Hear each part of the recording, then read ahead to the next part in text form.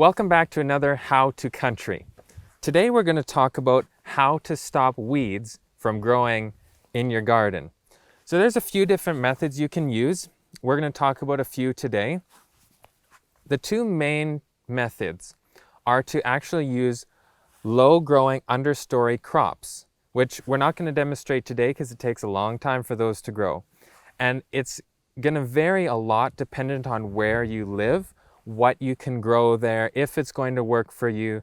So that's something that you'll have to experiment, but it can be anything from a microclover that grows really low to the ground, or it could be alyssum, which is a flower, anything to cover the ground. The key is the ground does not like to be bare. It likes to be covered. So two of the ways that we're going to show today is with wood chips and sawdust. So we mix that so we have some different size material because this is really good organic matter as well. We're not planting straight in the sawdust, but we're using it as a cover for the ground so that the ground stays covered. It'll keep moisture in and it'll stop the weeds from growing. You just don't want to bury your plants in it. So another way is using straw. We have straw here, and you don't want to use hay because hay has a lot of weed seeds.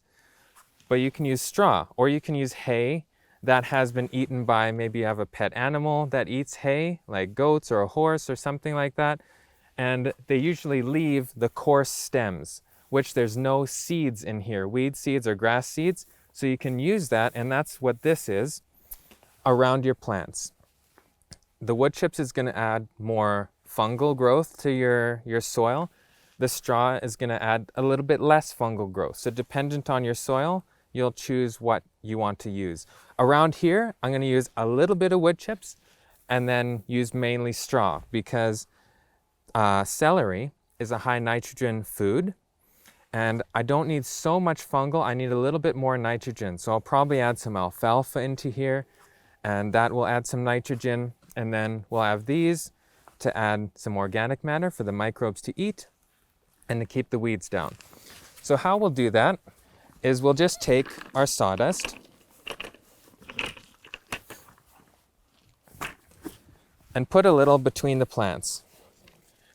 Just move it around, make it even. Get a little bit more for around here. And then we'll take our straw and we'll kind of pull it apart and just lay it between our plants.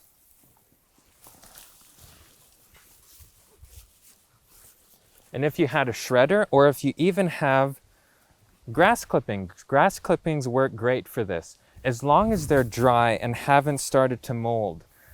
So a lot of times what can happen is you mow your lawn and you take the grass, you put it in a pile, and if you pile it right away while it's still wet, it can sometimes get hot and it'll start to mold inside. And then when you pull it apart, you'll see this white powder everywhere. You don't want that. You want it dry. So if you mow your lawn and it's going into a bag or you rake it up, you want to spread it out a little bit so that it dries out, so that you're not having that compaction and that mold starting to grow inside. But as long as it doesn't have any mold and it's dry, or you can take it straight and spread it nice and thin, then it's not going to have mold at all. The key with this is you don't want to take away oxygen. So I'm going to keep adding all directions just to keep everything covered.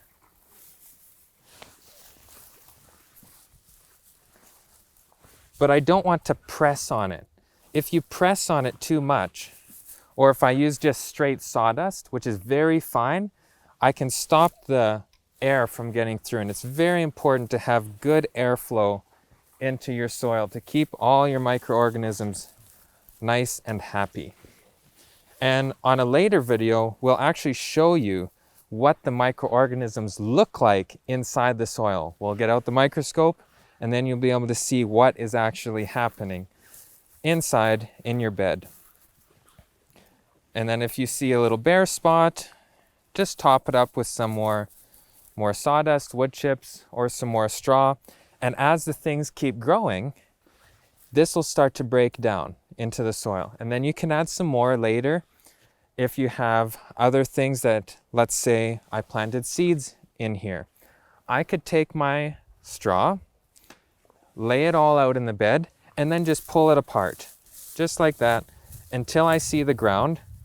And then I could take my seedling, plant it in there, or my seeds, and then just leave it open a little bit. And once the plant starts to come up and starts to grow, then I can push it back a little tighter around that area again.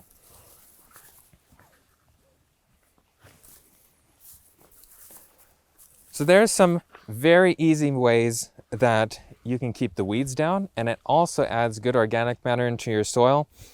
We have these wood chips we chipped from just garbage wood that was falling down, rotting in the forest, and the sawdust from some wood that we were cutting up, and then the straw was from leftover from animals. You can buy some small square bales if you have a small garden, or a round bale if you have a bigger area. You can get it from maybe some neighbors have some animals and have some leftover straw that they're not using.